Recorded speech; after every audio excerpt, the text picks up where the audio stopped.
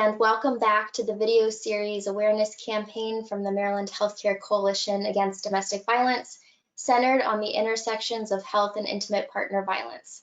I'm Lauren Doherty, the Training and Outreach Specialist with the Healthcare Coalition and your host for today's video. Today I'm with Estefania Simic, licensed clinical professional counselor and steering committee member of the Healthcare Coalition. Estefania is going to be expanding today on how we define intimate partner violence. Estefania, I'll go ahead and turn it over to you. Thank you, Lauren. Intimate partner violence, or IPV, is a pattern of coercive behaviors characterized by the domination of one person over another in the context of a current or former intimate relationship. IPV is a broader term than domestic violence. Often we hear of domestic violence, and we might make the assumption that two people in the relationship are straight, cisgender, married, and living together. But IPV impacts people who may or may not be married or living together. And it can be experienced by people of all different sexual orientations and genders. Often we think about physical violence as being the only type of abuse. But IPV is more than bruises and broken bones. IPV is a pattern of abuse, rooted in power and control that one person has over another. And this power and control can manifest itself in many ways. And Estefania, can you share more about the different types of abuse that individuals experience? Absolutely, Lauren. Physical abuse is usually the first type of abuse that comes to mind when we hear of intimate partner violence. This includes behaviors we more immediately think of, like hitting, punching, kicking, pinching, and hair pulling. But it can also include things like body blocking, shoving, and intimidation through body gestures and looks. Sexual abuse is also common in IPV relationships, yet it often is less talked about.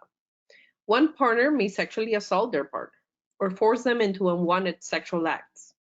They also will include controlling of their partner's method of contraception or use sexual coercion against their partner.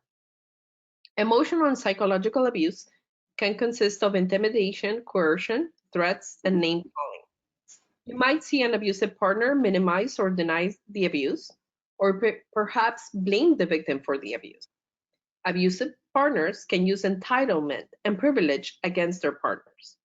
They might isolate their partner from family, friends, and other types of support systems.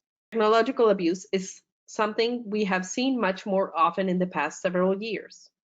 Abusive partners often are able to use technology to control victims. For instance, by tracking devices such as their cars or cell phones. Abusive partners may demand the passwords to their partner's accounts in order to monitor those accounts, or change the passwords as a way of gaslighting. Economic abuse can include having access to bank accounts, not allowing the victim to work, making the victim work, destroying a victim's credit, and any other behavior related to controlling finances. Medical abuse consists of an abusive partner controlling medication, medical devices, and access to any sort of medical care. An abusive partner may threaten to out a victim's health status or use a diagnosis against them. And Estefania, is there anything else that you would like to share with healthcare providers in terms of intimate partner violence? Well, Lauren, I think it is really important to consider that IPV can be exacerbated by different types of isms that we have in society, such as racism, heterosexism, ableism, and so on.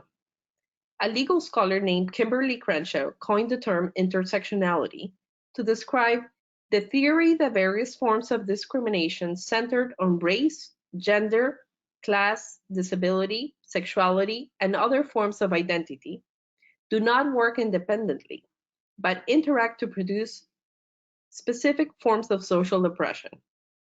Because of these intersecting identities, it means that individuals can experience multiple forms of oppression at one time, which can create additional barriers for people experiencing abuse in their relationships.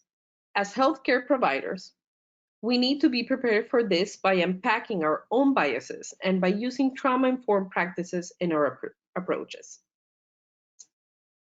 And Estefania, how would you recommend that healthcare providers learn more about abuse and how to support these individuals experiencing IPV in their relationships?